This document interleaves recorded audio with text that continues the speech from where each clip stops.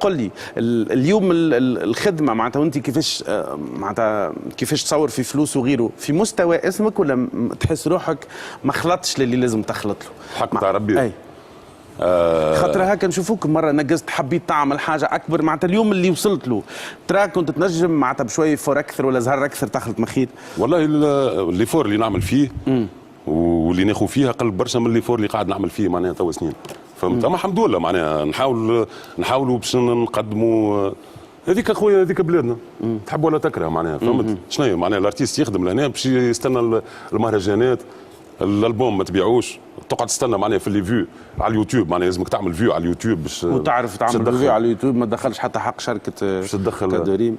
يا اخي رابور شرك هو ولا ذهب ولا رابور؟ وريني خويا وريني انت وريني القاعده الجماهيريه نتاعك، ماهيش منقلب 50 مليون ولا الاغنيه ربي معناها وكا صحيح ولا الاغنيه ربي سبحانه. اي لا معناها اسمعني شو ما تنحسش تعمل له كلاش حسب الله ونعمل له لا ولا لا ان شاء الله ربي معاه وربي يوفقه، اما تجيب اصغر رابور في تونس اللي هو ما عنده حتى شيء فهمني وما عنده حتى برودكسيون ويعمل في فيو اكثر من كادوريم، سامحني معناها فهمتني، مش لازم نجيب انا سنوب دوغ ولا تي بين ولا ما نعرف شكون باش نعمل فيو.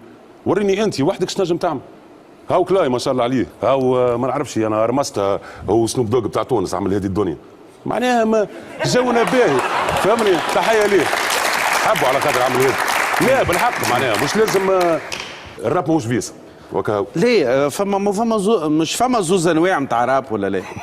لا بالحق فما زوز انواع نتاع راب، فما لي رابور توا طلعوا لي رابور ما نعرفش بلتي نوعيه الكلام هذاك داخله في الكولتور نتاع لي رابور، كل واحد يفيس هاو عندي يكره بكثر وعندي معناتها حتى تشوف معناتها كلاشيو بعضهم البرا معناتها يا اما فما الراب نتاع الزواوله انت بيدك مثلا قبل كنت تقول باش نحرق في اغانيك تو وليت العباد تقول لهم ما تحرقوش ملي وليت لاباس بيك هذيك تولي لا وليت تقول لهم ما نحرقوش. لا هذيك تدخل في الماتوريتي نتاع الارتيست، مش كيما بلتي يخمم عمره 20 سنه مش كيما بلتي يخمم عمره 30 سنه وحتى مثال وليت بلتي ربي يفتح عليك. ولكن لي رابور البرا معناتها نسال لي رابور برا يبداو معناتها شكون بحذا بنات اكثر شكون كراه هذيك البرا احنا تونس احنا خويا فوالا هو حكي احنا تونس احنا اسمعني ما نعرفش انا ولد سيد حسين ولا ولد حيط ضامن ولا ما يهموش في منقلتك شنية ولا في شركتك، احكي له على مشاكله احكي له على واقعه فهمتني. معناها مش اسمعني الراب ماهوش فيس ومش تصور. احنا كي عملنا راب عملناه من غير كليبات ونجحنا يا اخي العباد عرفوني انا انت ستيل ورقه في جيب السروال قال الراب. اي ستيل ورقه في جيب السروال ما بديناش الراب مناقل وشرك ولامبورغيني وما عرف شنو ماهوش هذاك خويا ان شاء الله ربي يوفقه. مانيش امريكان احنا تونس ان شاء الله نخلطوا خويا بالموسيقى، انا نحب نعمل الشيء هذاك بالموسيقى نتاعي. هو قال بالموسيقى الله اعلم. مش كلاش راهو مانيش كلاشي فيه. لا لا لا لا معناتها هو راهو معناتها الناس اما يجي هو يقول كلمه انا ما نعرفش انا الشركه نتاعي ما نعرفش لي رابور تاع تونس اللي دخلوهم اليوتيوب الكل ما يجيوش حق شركه من شركاتي لا معناها تستخف بالسن نتاع الراب التونسي. هو ما قالش لي رابور قال فنانين الكل.